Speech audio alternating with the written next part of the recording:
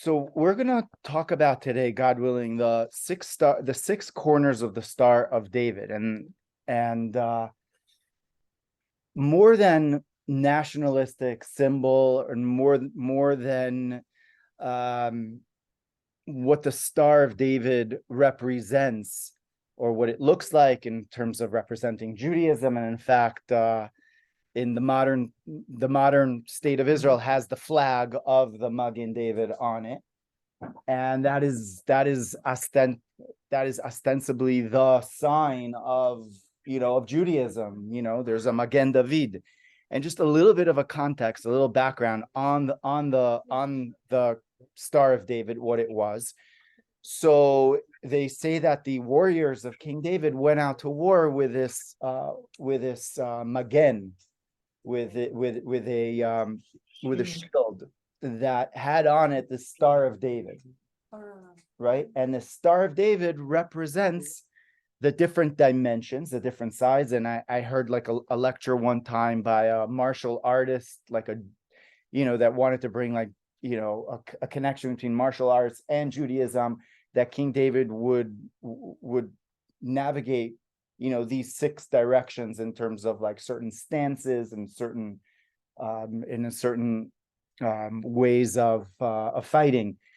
What's interesting is that the entire Hebrew alphabet, 22 letters of the Hebrew alphabet, are found on the Star of David. And there's, I could share an image of that. On the Star of David. But on a deeper level, the Star of David represents the six dimensions, which Kabbalah calls the Ze'er Anpin, the small face, which represents the six midot, the six emotional characteristics or aspects of Hashem, of the Creator, the way He created the world. And that corresponds to what we know as being the 6 days, the 6 days of creation. It says Sheshet Yamim, right? It doesn't say B'Sheshet Yamim. 6 days represent the six Sefirot, the six dimensions, which are Chesed, kindness, Gevura, discipline, Tiferet is harmony, Netzach, fortitude, Hod is acknowledgement and gratitude, and Yesod is bonding. Okay, and within this paradigm of the Maggen David, specifically, it's attributed to David, to King David, who represents what? Which Sefira? Melech, right? David Hamelech, King David. So we've got the six Sefirot, but they are used and they're handled. Almost King David is holding it in his center. King David is in the center of it. And in this paradigm of the six sides of the Star of David, it represents the six dimensions and the six parts of our consciousness. And the center represents the Shabbat, represents Malchut, represents kingship, right? Kingdom, where we enter that place, where we know that Shabbat is not just one of the days of the week, right? It's not like Sunday, Monday, Tuesday, Wednesday, Thursday, and then Shabbat, but rather, Shabbat is really at the center of the entire week. And when we view it that way, and that's actually the inner way to view Shabbat, that we receive from the energy of the first 3 days, receives from the energy of Shabbat. So Sunday, Monday, Tuesday, we bask in the light of Shabbat. And already Wednesday, Thursday, Friday, we're already anticipating the next Shabbat. And that's what it says. If the Jewish people would have kept two Sabbaths, then we would have been redeemed, meaning that energy from all sides. But essentially what it is that we're in the center. Shabbat is really at the center of our life, at the center of the week. And on an internal level, on a personal level, Shabbat represents that space that is beyond the dimensions, the facets, we could say, of ourselves, the different hats that we wear, the different things that we do. that beyond even the thoughts that we have, beyond all of that, there's the internal dimension. There's the inside. And the inside is where we are centered. And within that centering, we're protected. It's like being in the center of in the eye of the storm. Being in the eye of the storm is that we are Malchut, absolutely. I mean, that's what we are. So I'd like to delve into this in terms of this week's parsha. So we're going to delve into some interesting concepts that we have over here, because the number 6 repeats itself just before I mention what the parsha says. So the number 6 is a very significant number. Actually, it's the number of the words that are in the Shema. Shema Yisrael Hashem Elokeinu Hashem Echad, one, unity. We go into a place of unity, of inner unity, to be within this number 6, right? Baruch. Yes, exactly. The Shema that representing the 6 sides. Exactly. Yeah. And also there are 6 mitzvot. There are 6 commandments which are called shesh mitzvot midiot, which are ongoing mitzvot that we could always do. There are certain mitzvot that we can't do like all the time. For like sitting in the sukkah is a nice thing, but unless it's Sukkot, for those specific 7 days, you're not getting the mitzvah. If I eat matzah now and it's not Passover, it's not the mitzvah, right? If I put on tefillin and it's the nighttime, I don't get the mitzvah, because that's not the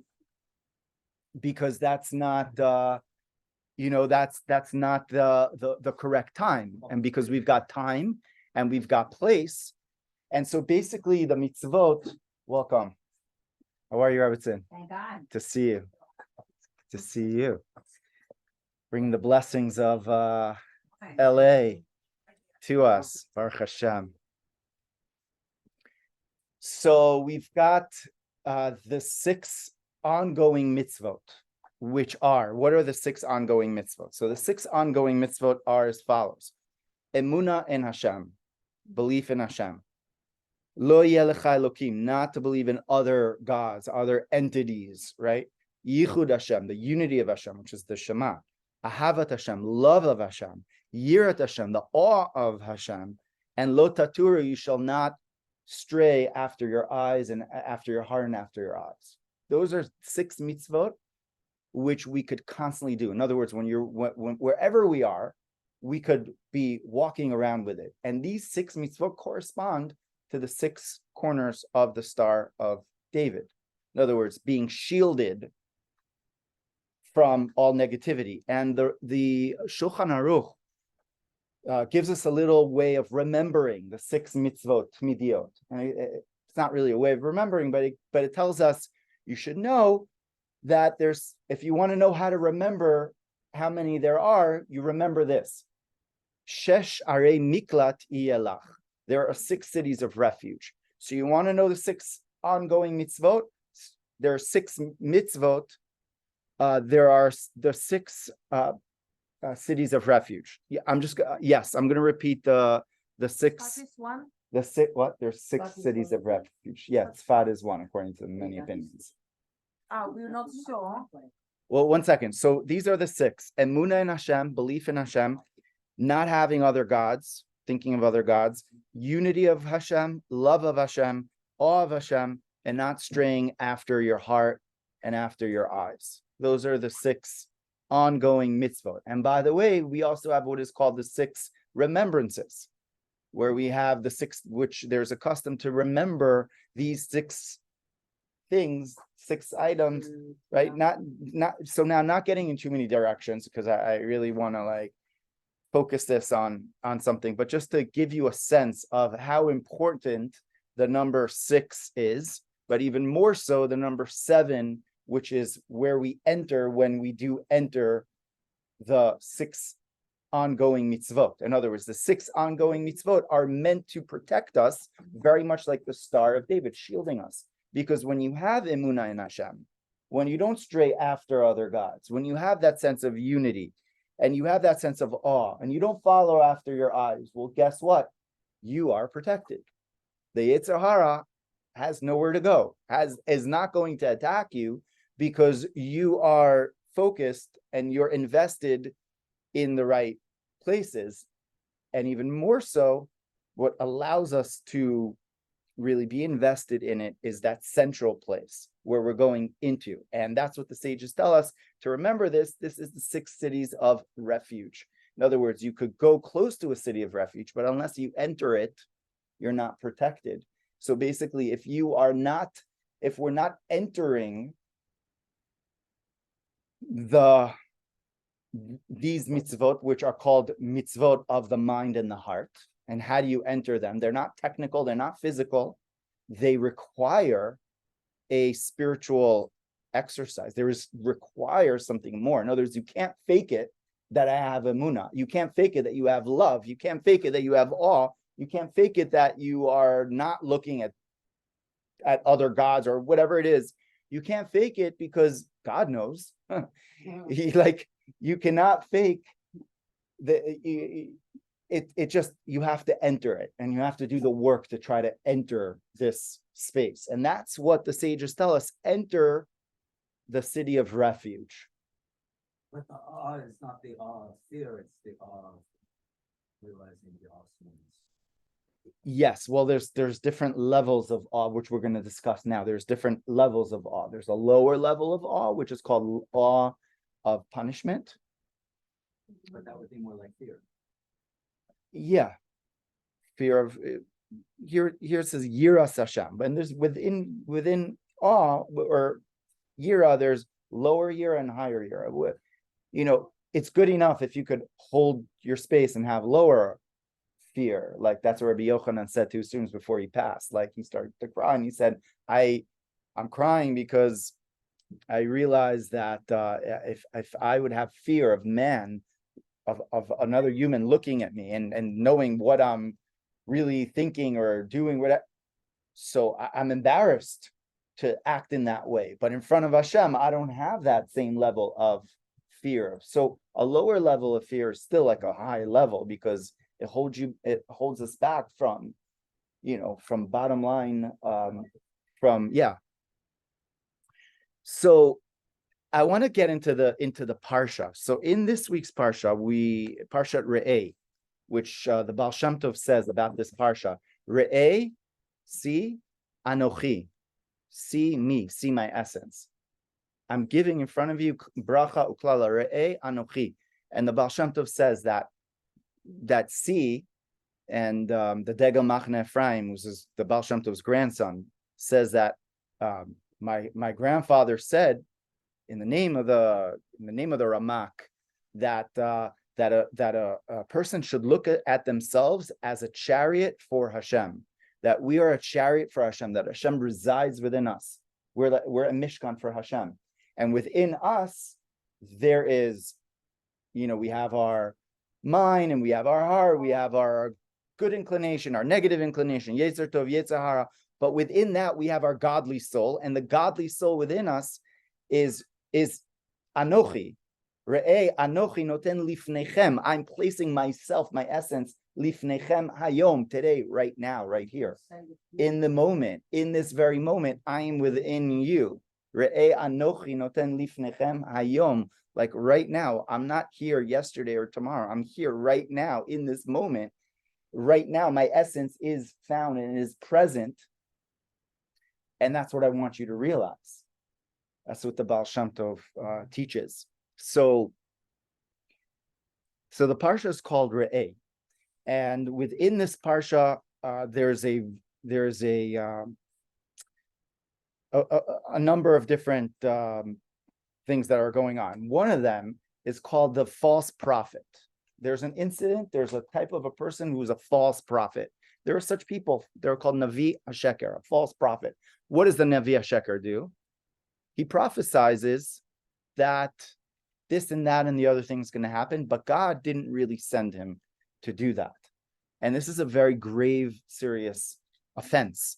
To a Navi Sheker is a grave offense, which is obviously detrimental to the entire Jewish people, because in the Rambam says one of the tenets of Judaism is to know that God gives prophecy to human beings. And then he gave it to Moses, he gave it to Moshe, he gave it to the great prophets, and he gave it and through different ways of learning. Nowadays, we receive that knowledge through deducing it through knowledge, which is found within the Torah. So when this prophet comes along and he undermines this whole system, he undermines the entire connection that we have to Hashem. And therefore, it's one of the most serious offenses that the Gemara, the Talmud in Sanhedrin says that, if someone spots this person with two witnesses, then they have to bring him up to Lishkata Gazit, up to the high court in the Temple Mount, and he's judged by the 71 court. In other words, like going up to the Supreme Court to make a case of it. And it's one of the things that that this person, if he's found guilty, they are killed, and they are basically it's something which is publicly known, and it must be publicly known that what happens to this person, although it may sound cruel but this is something that is looked at as a very serious thing. And so the verse talks about this false prophet, and the verse says, "Lo tishmal divrei hanavi," you shall not listen to this prophet, or to this dreamer. Because you should know that God is testing you if you truly love Hashem with all of your heart and all of your soul. And in the time of the first temple, the prophet Jeremiah was prophesying not such happy, hunky-dory prophecies, to say the least. And this other prophet comes along and gives to the mainstream like all these nice prophecies, and Yirmiyahu is like, of course everyone's going to want to listen to you, because and not only that, if I'm wrong, then it's not a sign that I'm a false prophet, because God could change his mind from being bad to being good. But if you're wrong and you're prophesying all these good things and they don't come about, that's a sign that you're a false prophet. That's what Jeremiah said to him. And it's a test of the mainstream of the people to see if they're really in line, really in sync with Hashem. And the word is menaseh. God is giving the people a nisayon. What's a nisayon? Test. It's a test. So the next verse says as follows: Achrei Hashem Elokechem telechu. You should go after Hashem. Ve'oto tirau, and you shall fear him. Ve'et mitzvotav tishmor, and you should keep his mitzvot. Uve'kolo tishmar, and you should listen to his voice. Ve'oto ta'avodu, and you should worship him, work him. Uvotid bakun, and you shall cling on to him. These are six expressions that start off with, after Hashem you shall walk, you shall follow. Ve'oto tirau, you shall fear or have awe of him. Ve'et mitzvotav tishmar, you shall keep his mitzvot. Uve'kolo tishmar, you should listen to his voice. Ve'oto ta'avodu, you shall worship, you shall work him. Uvotid bakun, you shall cling on to him. So in the work of the Alter Rebbe, he explains what are these six expressions. Why can't it just say like, okay, God is testing you guys, just don't look at him, just try better, right? But it's not enough. And it's not only, it gives us six modes, six levels of expression of how what we need to do to protect ourselves. Again, the shield of David, to protect ourselves, because we are there's an influx of challenge, of confusion, which is happening in the in the media, in the mainstream, on the news, right? All the time, right? We are tested by what is happening outside of us and what is happening inside of us, how we perceive the things that are happening outside of us and inside of us, and how we react to them. Sorry, what do we call prophecy? Saying anything that will happen in the future or something else? Prophecy is everything that happens in the future. So whenever a person says something, this and that will happen in the future, it's a prophecy. Well, if it, you know, It's like they're claiming to be. yeah, prophet. you Well, can, they're you claiming. can, Like they're any, claiming. like I could just say like that it's gonna rain tonight. yeah, I'd have to say it. I am a. that's not a prophecy. I mean, you're making a prediction, you know, Okay. but a prophet is someone that sees, a true prophet is someone that sees the future, sees what's going to happen. They have a vision of what's happening, and based on that, they are able to lead and govern the people. And this is what happened in the times of the prophets here in the land of Israel, where we had prophets that were giving us, you know, the lowdown, whether we wanted to listen or not. And a lot of time the people did not want to heed what the prophets said, even though they had this, like, you know, direct connection. They say in the time, certain times there were prophecy schools that were going on in the land of Israel. There were thousands of prophets. So you would like, you know, Tzfat, I'm sure, was one of, you know, there were prophecy schools here and, you know, all around. You know, you walk in and it was probably a very holy, deep, meditative experience, which is very Kabbalistic, because actually the schools of prophecy were connecting to the higher realms, which is what we're actually going to talk about, because in the Star of David is a meditative and a Kabbalistic paradigm. And this is what is going on over here within this verse, the 6 expressions, right? So the first one, Achre Hashem Elokechem telechu. What does that mean? After Hashem you shall go, you shall follow. What does that refer to? After Hashem. So after Hashem refers to the challenge, that when there's a challenge, which we call a nisayon, it's a nisayon is there's a spark of godliness within a situation that is not readily recognizable. In other words, when we think about godliness, we think it's obvious, but what the way it's nisayon is explained in on the Kabbalistic realm is that there's a spark of godliness in this challenge, that the only way to raise up this spark is to not even to contend with it. It's to be able to it's to be able to look beyond it or above it, and to be able to withstand it, and to it being the challenge. So on this level, the Alter Rebbe explains, Achre Hashem Elokechem, we're going after Hashem.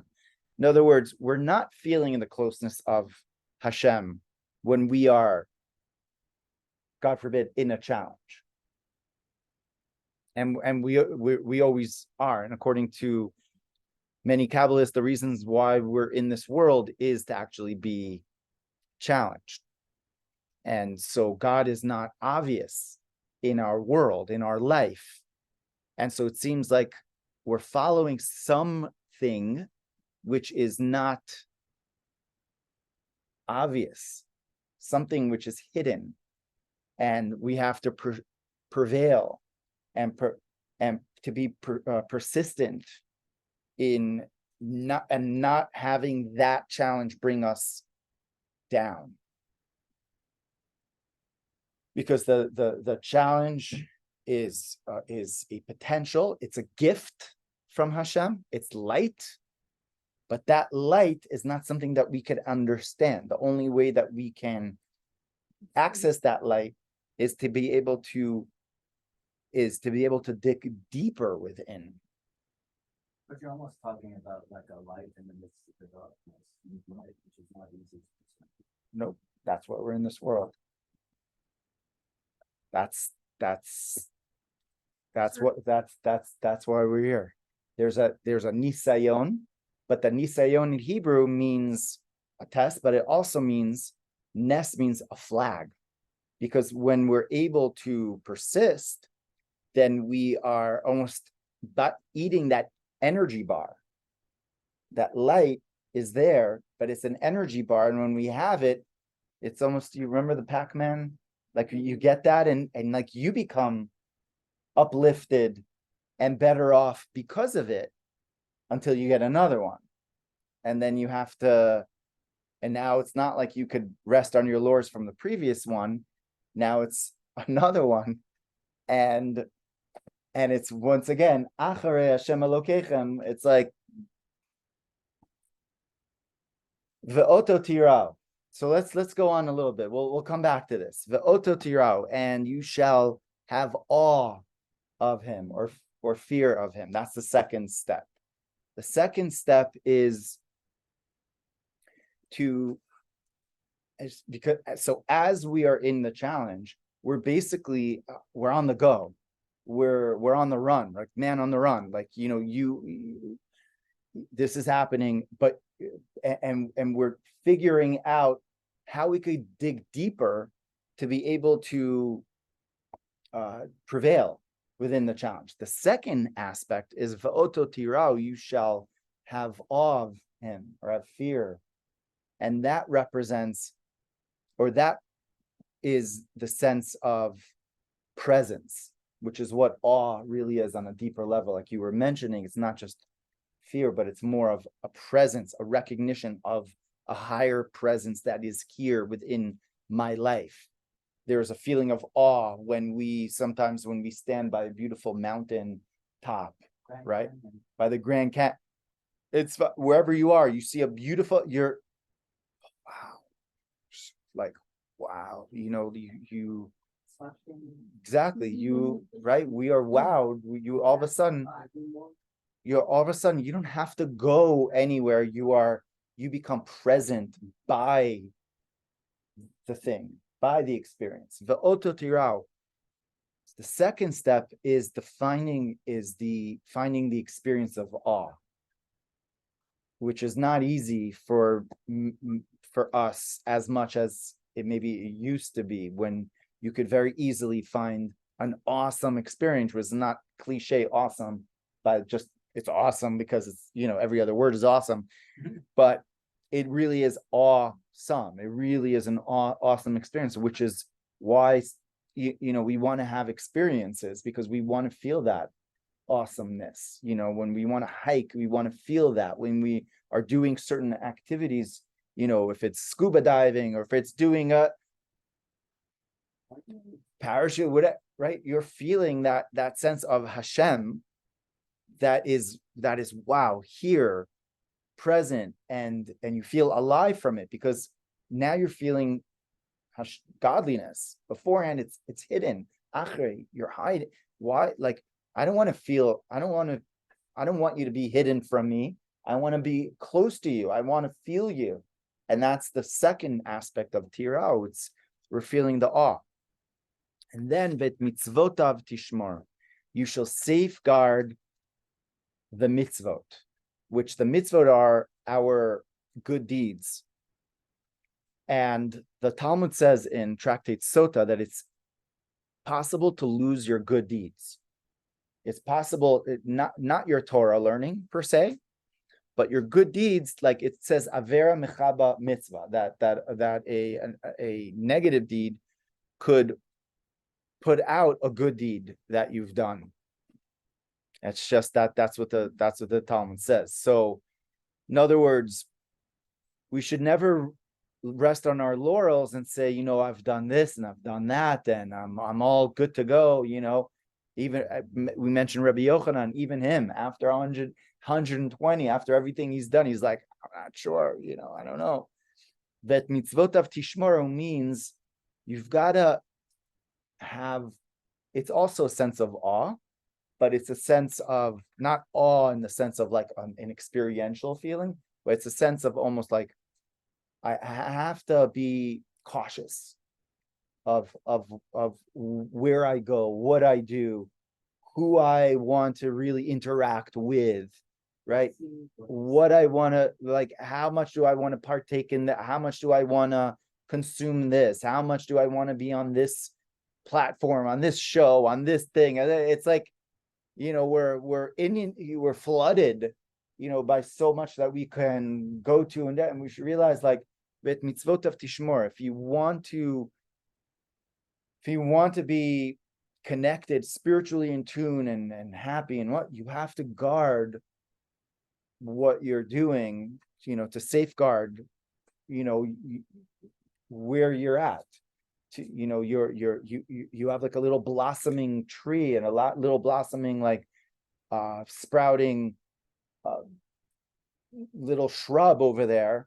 You're going to put a little protection around it. You're going to, because you don't want anything or anyone to come and get it. So also us, realize the growth that we do and what we do, to just respect that and honor it, and love it, and also protect it from people and from situations which may be detrimental to that inner space that you are in.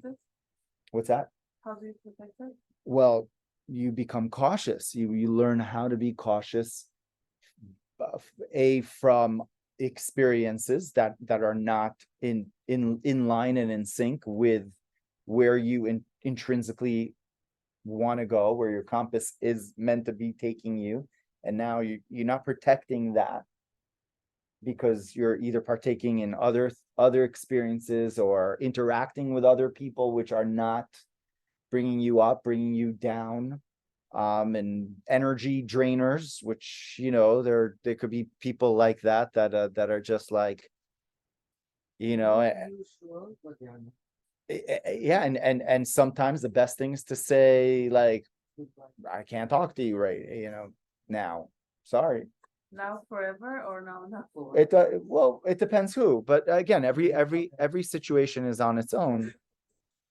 Yud Gimel, hey. Sure. So let's go on a little bit further, and then we'll come back to it. Mitzvotav tishmoru. Again, we were at the mitzvotav. Uvekolo tishmaun, and you shall listen to his voice. What is listening to his voice refer to? It refers to learning, listening to the voice of Torah. This is the third one. Yeah. Sorry. 4. So listening to the voice, in other words, plugging into Torah learning, plugging into Hashem. It says that, like, the Baal Shem Tov used to say, like, when he used to put on tefillin, it was almost like an IV that went into him of spirituality, of kedusha, and he would. So, like, learning is also in the same way that we wrap our minds around what it is that we're learning. The thing wraps around our minds, and we become unified with the information, with divine, higher, godly words of Torah, and we bring it into us. Uvekolo tishma'u, right? And so proactively learning is such a key, and it's something that we need to do every single day. Just like we eat every single day, we need to learn every single day. Like, we eat 3 times a day, so you should learn at least once a day, right? Whatever it may be. It could be like the weekly parsha. It could be this learning, that, whatever it is. It's spiritual nutrition that we're bringing into us. Daily learning is so powerful, is so key. So the fifth item, the fifth thing is va'oto ta'avodu, and you shall worship, or you should serve, better said. You should serve him. And the idea of service is the idea that there's a service not for the self, There's a service in order to give, because there's service that we sometimes do in order to receive something. But when we realize that ve'oto ta'avodu, that when we want to do something, we want to do it in a way which is wholehearted, in a way that is in sync with Hashem's will, right? And the way to do that is to realize, where am I in the place of service? Am I in the place of service that I want to receive more than I want to give, or the place of service that I want to give? And to be in that mind frame, that place of I want to give more than I want to receive. And I want to receive not for myself, if I'm receiving, and we all need to receive, and it should be with great abundance on all levels, right? Gashmius, Ruchnius, and on all levels that everyone needs, including Shidduchim for take it with me, Admamish. And Hashem wants to give us an incredible abundance, right? Hashem does give us incredible abundance, but realize I'm taking this abundance and I want to do something incredible with it. I want to serve him with it, as opposed to saying, I have it and now thank you so much. It's for myself. Rather, I'm making an edifice. I'm making a house for Hashem, making a binyan adeyad. I'm making with my job, with my career, with my whatever it is, with my yacht. I have this yacht, but I'm using it to whatever, either be more relaxed and to meditate, to pray to Hashem, to take it on nonprofit, things. You have a yacht? No, have you heard of the 4 stages of giving and receiving? Go ahead. So the first stage, it's like this is where you start off in childhood, is you receive to receive. Mm-hmm. The next one is that you give to receive. Right. Which I think that's like a more baseline for most people. The next one is you give to give, just for the sake of giving. But the last one is receiving for the sake of giving. It's like the highest level. So everything that comes your way is for the purpose of right, being eternal. Yeah. But that Beautiful. that ladder really changed it for me. Yeah. You can see how you play in different parts on the ladder. Yeah. So this is really your goal, that last one. It's amazing. So the 4 stages of receiving and giving, right? There's receiving for receiving, and then giving for receiving. There's giving for giving, which could be expenditure. You're giving, but you're exhausted, because you're not receiving, right? And the receiving for giving. And actually, there's a beautiful Torah on this, that these letters are the letters of Tinok. Tinok is a baby, which is immature. A baby receives to receive. And then within it, we have Tikkun, which is the whole balance of giving in order to receive and giving to give. That's the world of Tikkun, where why am I really receiving? Why am I really giving? And why am I really giving if I'm not receiving? And we're basically fixing that. That's the world of Tikkun. Same letters as Tinok, right? And then the last letter is Nituk. Nituk is disconnected. That I'm disconnected from the sense of I'm basically a connection, like Moshe Rabbeinu was. He was this, channel for Hashem. So there is another word, nekiyut. Nekiyut is cleaning. When you are clean, you just don't take anything for you. You just receive, and then you give. Very receive nice. And you give, and this is you clean. You don't leave anything inside you. Just beautiful. It's recently I understood this word. Yeah. Nekiyut. Nekiyut. Nekiyut is clean. Clean. Clean. Tinok comes with kniyot. A lot of it, yeah. So that's where we have service. We've got service over here, and that's the 5th level, right? The 5th level is to serve, and you shall serve him. And then the last level is uvotid bakun, and him you shall cling onto, dvekut. In other words, the level of clinging on to Hashem, to the infinity of Hashem, and being, there's 2 levels of dvekut. We're learning this. We have a Baal Shem Tov series, And the first level of dveikut is that our soul is just connecting to Hashem. And the other level of dveikut is that we're being hugged by Hashem. And we're always davuk to him because he's constantly, we're enveloped within him. So we are clinging on to him. We're within him. We're within makom, right? Within that place. And the other one is that we are davek to him. It's almost like we're clinging to something outside of us, and it's almost like this line of like the umbilical cord that's connected to infinity.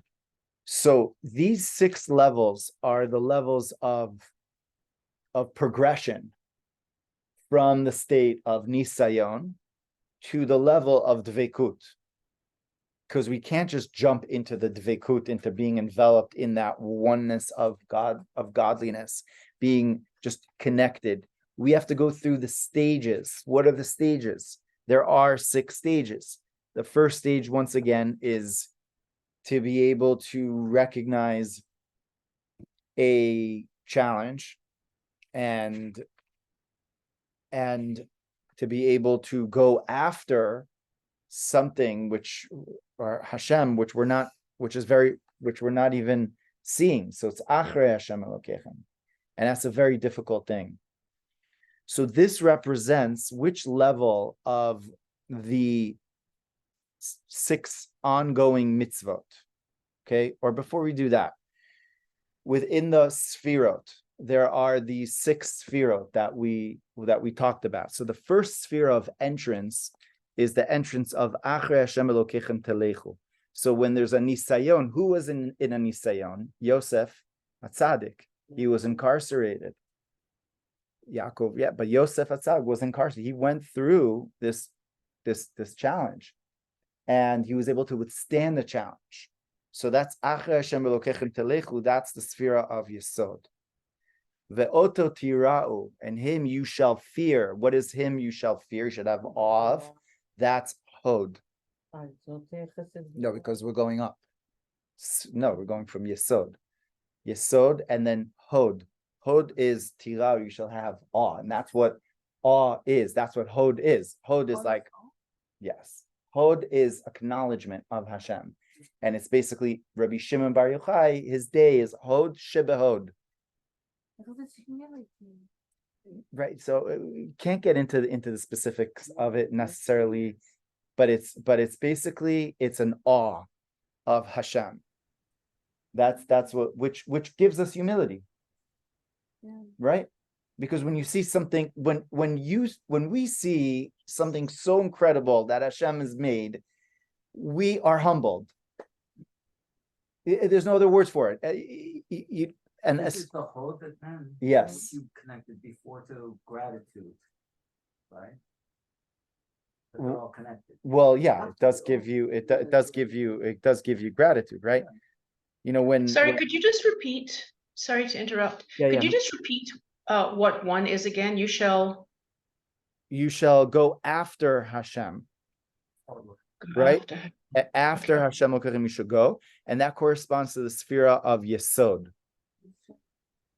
which is that's with regard to challenges, like you specifically meant. So with regard to the tests in our lives, okay. Exactly, like Yosef HaTzadik. Yosef the Tzaddik went through his challenges, and he had to go after Hashem.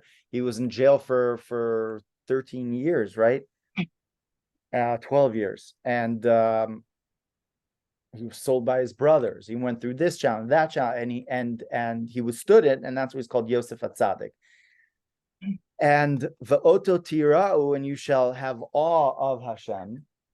And what does that refer to? Now we're climbing up to the Sefirah of Hod, where you have an awe of Hashem. Vet mitzvotav tishmor, you should keep his mitzvot. That is netzach, to have fortitude, to be able to say, I am not going to speak to this person. I am not going to partake in this thing. I have mitzvotav tishmor. I'm keeping strong, right? Uvekolo tishmau is tiferet, because what is tiferet? Tiferet is voice, right? It's the idea of the voice. Kabbalah says that tiferet is the voice, and Malchut is the enunciation. There's the voice, which is the Hakol Kol Yaakov, which is Tiferet, right? So Bekolo Tishma is Torah, which is Tiferet, which is the idea of the middle column. That's what Torah is a middle column. So we're listening. Kolo Tishma Ve'otota Avodu. What's avoda? Gvura. You're working hard. You have gevura. You have gvura. You have avoda. You're working. You're having avoda. You're sticking to it. You're right. That's avoda. That's gevura. Uvotid bakuni, should cling on to him. That's chesed. That's the chesed that the world was created with. The world was created with olam, which is love, right? The world was created through chesed, and devekut is really connecting to what? To not. What is it? We're connecting to Hashem's kindness, which is right. That's the name of God, which is the 72-letter name of Hashem, which is kindness. Hashem is constantly revitalizing the world every single second, constantly doing good for us every single second. We're enveloped by Him. He is good. Teva hatov lehetiv, which is olam chesed ibanim. The world was created through chesed. So when we're in the frequency of chesed, we're in the frequency of devekut as well. When we have devekut, when we're clinging on and we're perpetuating goodness, we're perpetuating Hashem. That's why the Kohanim are called chesed, right? The whole idea of chesed is perpetuating Hashem's goodness within the world, right? And we're all called like Memlechet Kohanim. The significance of the 72-letter name is beyond this class. But basically there's 72-letter name of Hashem, which is Gematria Chesed, which is the primary, we could say, one of the primary meditations in Kabbalah of Hashem's manifestations within the world. You know, there's different permutations. So it's the deepest, like one of the deepest subjects and meditations in all of Kabbalah. But essentially, that's devekut, and there's endless amount of devekut that we have and that we will have. You know, in the world of souls, that's what basically is. That's what they're doing. They're davuk in Hashem, and continue to be. Right on and on. So we connect to that, but these are the six dimensions and the 6 Sefirot of ascension that we're going up. But yet, what's the number 7? What is the number 7? Because we could be davuk, and in a sense, it feels like we're leaving the world when we're doing that, and that's not always reality. Because much of day-to-day life is, I don't know, I got to persist in this. This person's calling me up. That's happening. You know, I don't feel like doing that. I'm being tested here. Well, what about that? Well, that's the middle of it all. And that's the observation. That's what we call the nefesh hasichlis, the intellectual mind, which is able to discern and to choose. Right? Because that's what we really have. We have the ability to choose, and the ability to choose is within all 6. And it gives us the ability to say, I am going to not be swayed and brought down by the challenge. I am going to look for truly authentic, awesome experiences, which are healthy and good and long lasting, right? So it's like the free will part of it. Yeah. Right. And that's the middle. That's the ir miklat, right? That we're going into. Right. That's you know, that we're basically entering. And then I'm choosing to persist in good things, what I am doing, and not to, like, you know, sway, you know, get too all over the place. And again, it's so difficult. Like, I feel like nowadays, you know, especially with the amount of knowledge and things which are constantly going on and bombarded with, to be able to be more present and so that we are able to choose and not be overtaken by the test, right? And have that Star of David, that Maggen David protection, right? And a major day in order to do that is the Shabbat that we go into. Shabbat is such a brilliant thing by Hashem. Hashem did such a great job, by giving us the Shabbat, because within the Shabbat, what do we have? We go into that space that we're able to cultivate just presence within 24 hours, where we're like, no phone, no this, no that. You just have quiet, you have presence, you have bliss, now you're in the center of the Maggen David. Now you're able to go into whatever's going to happen on Sunday, Monday, Tuesday, Wednesday, Thursday, Friday. And then, Botit Bakun, hopefully, Friday ends off, it caps off the week in a great way, Botit Bakun, or you're still standing, by Friday afternoons. There's both polar extremes of the way the week could look like. And then Shabbos comes along, and it's like a rejuvenation and a recalibration of everything. What spirit does that relate to? That's Malchut. Shabbos HaMalka. Lecha Dodi Likat Kala. Right? It's the bride, it's the Kala, it's the sphere of Malchut, it's King David, right? King David is the sphere of Malchut, the Maggen David, right? And it's The seventh day. What's that? It's the center. It's the center, exactly. But It's the entrance. It's what you hold on to, because if you hold on to one of the sides, you're not going to be protected. To be protected by any enemy, so you have to be holding it in the center, don't you? An arrow's coming. I'm protecting myself. I'm not putting it here. I'm protecting myself by being centered. but it right. comes above the chesed, So Malchut is within them all. kind of like envelope.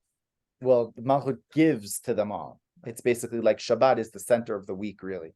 It's not the weekend, but it's the center of our, if we divide it from Sunday, Monday, Tuesday, and that received from Shabbat, and then, or rather Wednesday, Thursday, Friday, and then we have Shabbat, and then Sunday, Monday, Tuesday. Shabbat, right? Wednesday, Thursday, Friday. And it's exactly, it's infusing its light, right, to all directions. And that's what the Maggen David really is. It's not just the corners, it's the circular, it's what's inside that's really giving its vitality to all of the other sides. That's so beautiful. It makes me feel like when I put my Maggen David on every morning, it's almost like an amulet. If I embrace all this Exactly. teaching, think of those, when I put it on, it becomes like an amulet. 100%, and it is absolutely that. is. There people make all these different amulets, but the Maggen David is actually 100% an amulet. Yeah. We don't want to think of it as something externally that's an amulet, but it's supposed to remind us. And that's why I started off the class saying more than nationalistic symbolism and cultural symbolism, blah, blah, blah, which is important, but most people are not aware of the deeper significance of this, because the significance is that we're entering the Malchut of within us, and the different dimensions in connection to Hashem. So how do these relate to the 6 ongoing mitzvot? We mentioned the 6 ongoing mitzvot that we could constantly have, that we constantly think about. So we have emunah in Hashem, just belief in Hashem, not looking at other gods, right? Unity of Hashem, love of Hashem, yira of Hashem, and not following after your heart's desire. So where would you say emunah would happen?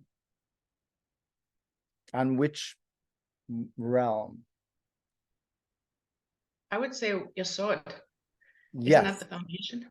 Exactly. Tzaddik be'emunato yichyeh. That a tzaddik will live by his emunah. Tzaddik and Yosef HaTzadik, in withstanding, and in order to withstand a challenge, you don't need intelligence necessarily. You don't need an amazing heart of like, a fiery, or what you need is emunah, 100%. Wow. To withstand a challenge, it's just emunah. Emunah, right? Bitachon. You have emunah in Hashem. A simple emunah, exactly. Like, I don't know. We just throw exactly. It's just simply emunah. There is a difference between 2 and 6. לא יהיו לכם אלוקים אחרים, and לא תטורו אחרי לבבכם. No, so lo taturu achei levavchem, you should not follow after your heart. V'achei levavchem is not to think of foreign Not the same like of foreign desires, basically. Yeah. Yeah. why it's not the same like 2? If you're going after your passion, you're going Well, to one is a God, right? Okay. I mean, it's the same. So it's why not, but it's stick- not exactly the same. Lo yeh lecha elokim is taking another foreign God or entity and saying that this is a God that I am now serving. You're right that people could serve their desires. So I hear you that there is a similarity, but one is more of a desire, of an emotion that one is not able to conquer. Well, the one is the foreign gods, right? So it's kind of like an admonition against what the Israelites came back to the Right. Israel, right? Foreign They were the gods. foreign gods and things Mhm. like that. But the other part was like what you were saying. It's in the third part of the mind. Yeah. that don't let your eyes and your hearts deceive you, because if you go that way, well, it uses a very strong language in the Hebrew, it says nomim, right? So I heard this from Rav Ginsburg, Rabbi Yitzchak Ginsburg, on the Maggen David. So he explained these 6 mitzvot, which are ongoing mitzvot, that they are represented, they are within the Maggen David. And basically says as follows, that emunah in Hashem,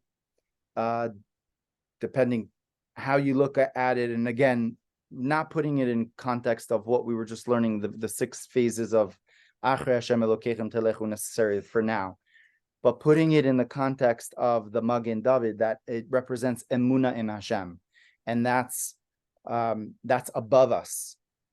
So emunah in Hashem is above us, right? Recognizing that Hashem is infinite and above us. Lo yeh lecha elokim achrim is b'shamayim ma'al v'la'aretz mitachat, what is below us. So that's right. Hashem is above me. Hashem is below me. And ahavat Hashem, love of Hashem, is the Shema, exactly. The Yichud Hashem, the unity of Hashem, is in front of me. Right? Is in front of me. Lo taturu, not following my heart's eyes, is in back of me. Ahavat Hashem is in the right of me, and Yirat Hashem is on the left of me. So we are basically surrounded. We're basically surrounded by this cube. Yeah, when you started to speak, I remembered all the meditation. Today? Today, Ashkacha pratis. it was just like I didn't so even. crazy when you started to speak So about it. that's unbelievable. So right, we didn't plan this. This only happens in Tzfat. You didn't plan it? No. What's that? We also had a class last night that we talked about the money that Really? analysis like this. Okay, so there you go. So once again, emunah in Hashem is above. You should not have foreign gods is below us. Yichud Hashem is in front of us. Hashem is right. The love of Hashem is on my right. The awe of Hashem is on my left. And lo taturu is not to follow is behind me. There's no eyes. It's good. Then Lo tatoru chelevavchem, right? And not to follow like the things that are so say love of Hashem is on the Yes, right. he is. Yes. He is correct. Right? And He then is it's correct, on the left, right, it's and the got year is on the left. yeah, because Yeah. love is kindness, which is the idea of the right. Yeah. Right. And the awe is on the left. So yeah. Can That, you get a chance, when Yeah. you get a chance, can you jot that down and send that to us? That would be awesome. yes. That's question number one. And question number two is that relates to the prayer of the four archangels, does it not? Yes. Right? Mimini, well, there's four, there's really six, by the way, Right. of archangels. There are four, but they really are six again. What's the prayer? What's the So Michael, Gabriel, Uriel, Raphael, Nuriel, and Uriel. Or You said that. Raphael. Uriel is in front of you. Isn't Hashem above us? Yeah. Shekhinah. I thought Shanna was above us. So who's above and below? Which are the archangels? 1 second. Michael, Gabriel, Uriel, Raphael. Raphael, Nuriel, and You said Uriel. Gabriel No, Gabrielle is on the right, on the left, on the left. but you're missing that. on the bottom. Gabriel, Uriel. 1 second. Nuriel, Nuriel, Uriel. Wait, 1 second. The acronym is, where's my pen? Sorry. Argaman. Oh no. Yeah. Right. There are five, but then Uriel is divided into another one. So let's leave this out for now, but I'll get you. We'll yeah, but it's yes, I will Jane, I will jot this down, and I think it's a great meditation to really to go into, that all of us could really put ourselves into, like Talia was mentioning, that whether or not we are wearing Maggen David, or we are looking, or we're thinking of one, or just symbolically the idea of entering that place of I read presence. a meditation of entering into a Maggen David. I have to find it. I'll find it in a book and Okay. scan it. I'm gonna create one, God willing, this soon. Yeah, I think it's a great one. What's that? She was referring to prayer. of No, angels, or did she- Maggen David meditation. Yeah. Yeah. Yeah, but we could all just, really spend some time, maybe daily, putting ourselves into a meditation. Yeah. Okay, guys. So yes, exactly. It's a beautiful color, blue. Secret of the Maggen David. Oh wow, that's amazing. So is That's it cool. recommended to wear Maggen David? It's, you don't have to wear it, but there's the idea of as you see, there's a lot of significance to it. Do I don't personally, but I feel like I do wear it internally. I definitely do. Solomon, I see that. Secret of the Maggen David. That's true. Many people forget now. Cool. That's there you go. This is by Rabbi Turkman. Rabbi from the Turkman. Moshe. Yeah. So he really goes deeply into all the secrets of the Maggen David and shares different meditations, and it's a really, really high vibe book. And then I recently saw Wow. from the Maggen David, you can write every letter Yes. of the Jewish alphabet. And I saw that and I was fascinated by it. So Right. it took the Jewish star and it showed how every letter is in the Jewish within star. it. That's amazing. That was totally fascinating to me. Yeah. Yeah. So thank you for sharing. Yeah. Yeah. So many blessings, everyone. We want to wish you a beautiful Shabbat. And any questions, comments? Any Is this Any- the parsha where it says that, because you were talking about free will and. free will? Yeah, And definitely. it tells you that you can choose this day between life and good and death and evil. It's a different one. Yeah. It is this one. Hmm. What does Yeah. it mean, do not stray after your eyes? Can you explain that more? So Cindy, yeah, the six sides of the lulav are the six sides of really of up and down of everything. Yeah, of all directions. You were wondering about the string of the eyes. Can you explain, do not. Yeah, what's the string of the eyes? What it is your eyes, the idea your eyes and your heart will deceive you. Right, You the just heart. follow them rather than following. Can you explain this? Well, not following your eyes is not being duped by How beautiful something. by marketing. Cheeseburger. By marketing and how everything looks like and how this person is dressing and how you need to be just like them and just how you like, okay, like don't follow. That's like that's why marketing is a gazillion dollar, it's there to get you, get your attention, and don't follow that because you have to, you have to look beyond it.